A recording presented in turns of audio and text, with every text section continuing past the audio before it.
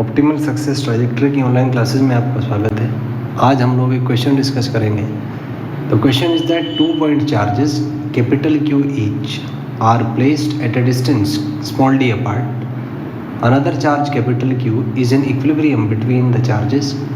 If the charge is displaced from equilibrium position, then find the time period of the particle for very small displacements.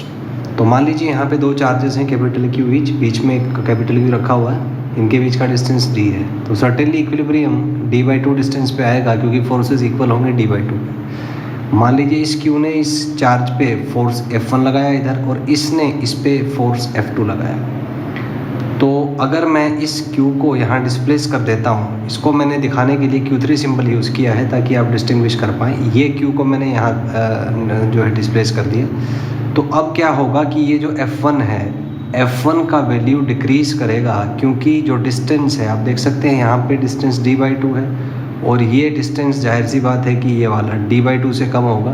तो force क्योंकि inversely proportional है तो F1 बढ़ जाएगा, F2 घट जाएगा। तो जो नेट फोर्स है इनका रिजल्टेंट वो राइटवर्ड आएगा, जिसको मैंने F नेट बोल दिया।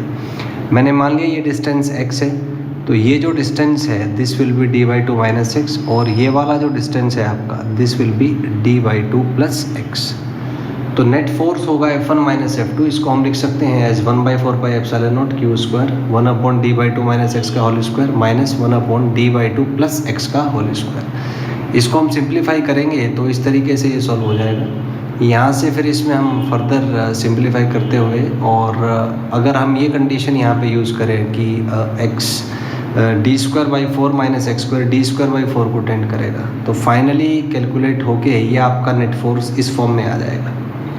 अब क्योंकि यहाँ पे डिस्प्लेसमेंट लेफ़्ट में है और हमने देखा कि फोर्स राइट में है, तो अगर डायरेक्शन की टर्म में हम डिफाइन करें तो हमें माइनस साइन यहाँ पे यूज़ करना होगा क्योंकि फोर्स डिस्प्लेसमेंट के अपोजिट है, x के अपोजिट है। अगर हम स्टैंडर्ड इक्वेशन से कंपेयर करें F = -kx, तो k यहाँ से आ जाएगा आपका 8q² dq। We know the time period of SHM is 2π√m/k। तो वैल्यूज सब्स्टिट्यूट करके यू कैन फाइंड द